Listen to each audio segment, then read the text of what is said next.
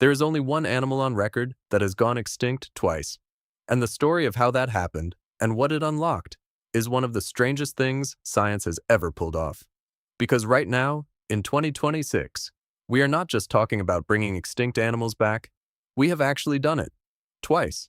And the list of what's coming next is going to make your head spin.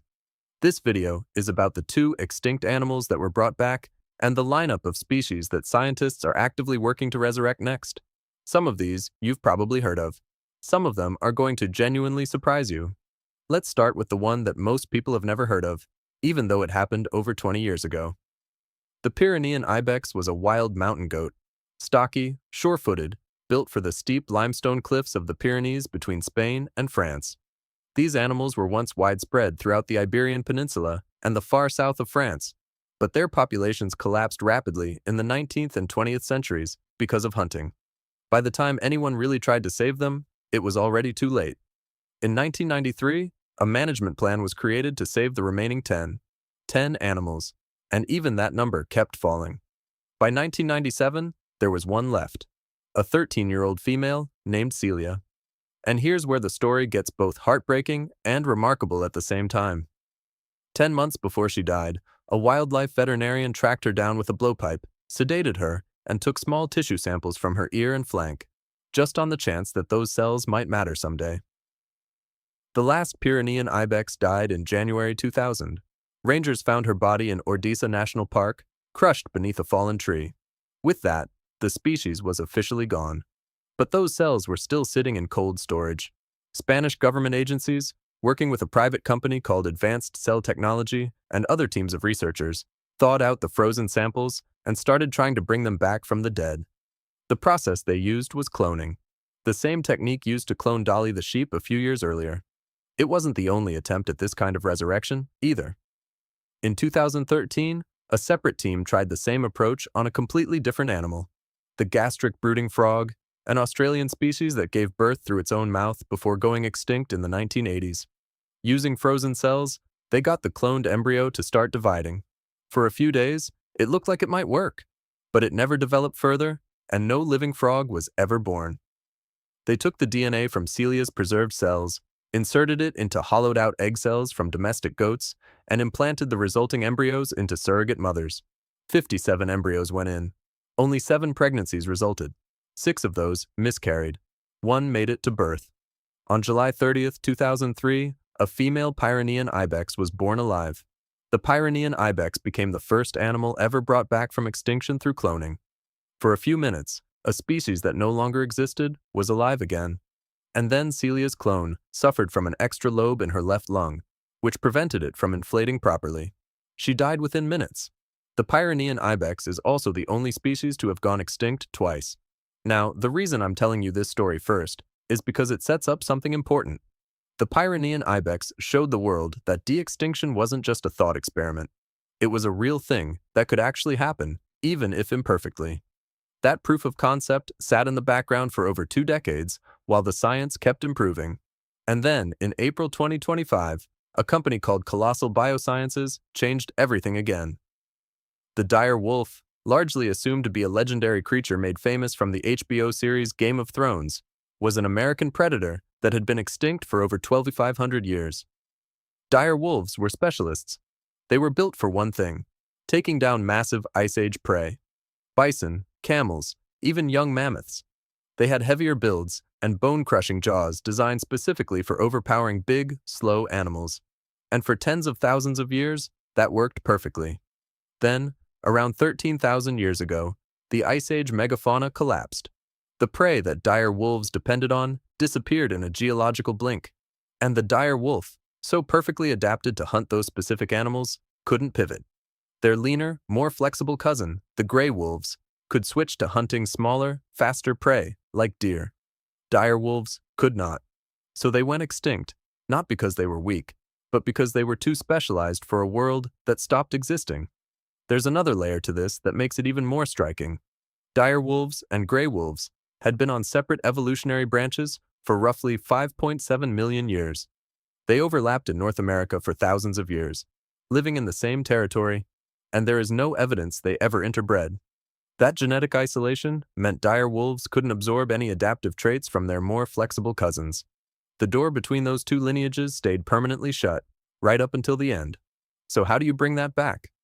Colossal took DNA from a 13,000-year-old tooth and a 72,000-year-old skull and made healthy dire wolf puppies. Those two samples were nearly 60,000 years apart in age, one from Ohio, one from Idaho. Scientists sequenced the ancient DNA, identified the genetic sequences that made a dire wolf distinct, and then used CRISPR gene editing technology to introduce those changes into gray wolf cells. Colossal introduced 20 targeted genetic edits into gray wolf DNA to recreate key traits associated with dire wolves, primarily size and coat characteristics. The edited cells were then used to create cloned embryos, carried to term by surrogate domestic dogs. Romulus and Remus were born in October 2024. Their sister Khaleesi followed in January 2025. When Colossal announced them to the world that April, Romulus and Remus were 6 months old, and Khaleesi was 3 months. By October 2025, Romulus and Remus had just turned 1. Fully grown, they move through snow and appear perfectly suited to their thick white coats. The dire wolves are now moving together as a pack and beginning to hunt. Their first successful chase ended with a very live bunny. They were good at the hunting part, but still working on the killing part, and returned with the rabbit alive, almost as if waiting for direction. Since then, they've mastered smaller prey and are now giving chase to larger animals like deer. They live on an undisclosed 2,000-acre preserve behind a 10-foot fence with perimeter security. Now here's where the debate gets genuinely interesting, because not everyone agrees on what these animals actually are. Some scientists argue the reality is that these animals are not true dire wolves, but genetically modified gray wolves. Researchers at the Brea Tar Pits, home to the world's largest dire wolf fossil collection, called them genetically engineered gray wolves, given traits that make them resemble a dire wolf, not a true revived one. And that's a fair critique. When you look at the numbers, only about 20 genetic edits separate these wolves from a regular gray wolf, 15 of which match actual dire wolf sequences, layered onto an otherwise unmodified genome. The genome of a gray wolf has somewhere around 19,000 genes, so the question of whether changing 20 of them makes a new species is genuinely complicated. A biologist's sharpest critique is this: whatever ecological role the dire wolf played over 12,000 years ago, this animal cannot fill that role today, because the ecosystem it belonged to no longer exists. The prey is gone. The landscape is different. You can bring back the animal, but you can't bring back the world it lived in. So let me know what you guys think in the comments. Does this count as de-extinction in your eyes? But here's the thing. Colossal did that almost nobody talked about because the dire wolf headlines were so loud. The same team quietly cloned litters of red wolves, one of the most critically endangered wolf species alive, with fewer than 2 dozen left in the wild. That's a real, immediate conservation application, using the exact same technology. The dire wolf got the press. The red wolf got saved. And I think that tells you something important about where this science is actually going. On to the other extinct species that are potentially and currently in the progress of de-extinction. The woolly mammoth is probably the most famous de-extinction project on the planet right now. The mammoth didn't die out from one single cause. It was a slow-motion collision of two things happening at once. As the Ice Age ended, the cold grasslands mammoths depended on started disappearing, replaced by forests and wetlands that couldn't support them the same way. At the same time, early humans were spreading into mammoth territory and hunting them. Scientists have spent decades arguing over which factor mattered more, but the most widely accepted answer now is that neither alone would have finished the job. It was habitat collapse that weakened the population, and human hunting that delivered the final blow to a species already in decline. The very last mammoths, a dwarf population isolated on Wrangel Island in the Arctic, survived until about 4,000 years ago, meaning mammoths were still alive when the Great Pyramid of Giza was already standing. Efforts to bring back the woolly mammoth are actively underway. But here's the honest version of what that actually means.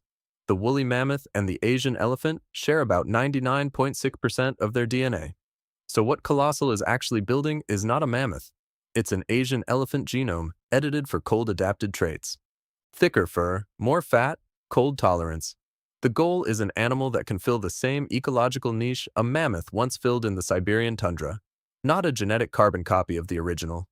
Even outside commentators have noted there's no practical path to recreating an actual mammoth, just an animal suited to do what a mammoth did. Whether that counts as de-extinction or just really impressive genetic engineering is a question science hasn't fully answered yet. The thylacine, the Tasmanian tiger, is another one that's moving fast. The thylacine's extinction is one of the more infuriating ones on this list because it was largely unnecessary.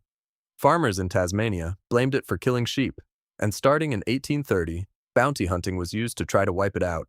A government-funded bounty program ran from 1888 to 1909, paying out for every thylacine killed.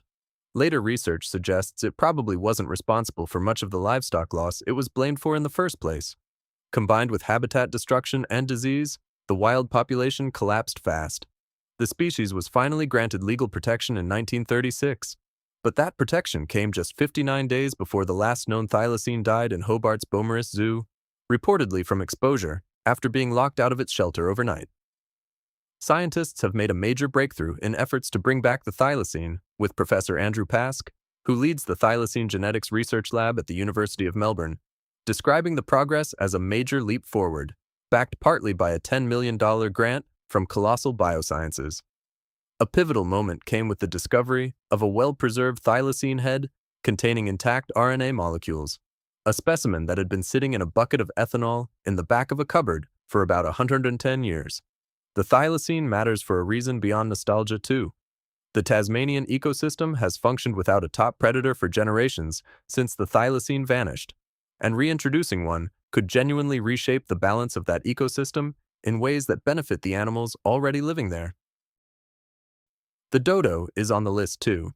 The dodo's extinction gets blamed on hunting, but the real story is messier than that. Dutch sailors did hunt them, but by most accounts, dodo meat wasn't even very good. There were tastier birds around.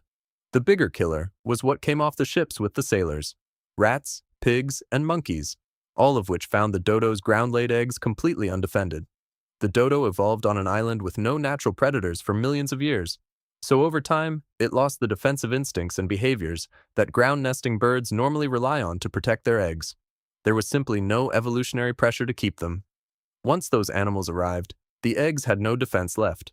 The dodo went extinct within about a century of first being documented by Europeans, which, on an evolutionary timescale, is barely a blink.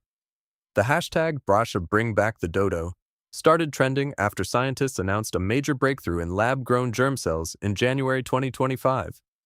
Beth Shapiro, Colossal's chief science officer, now claims that reviving the dodo is scientifically possible. The challenge with birds is significant, though, and as of right now, no one has ever successfully cloned a bird, not even a chicken. That hasn't changed. Bird embryos develop inside a hard shell, which makes the process fundamentally different from mammal cloning. So scientists have had to build an entirely separate workaround using something called primordial germ cells instead. So the dodo is a real target, but it's further out. The moa.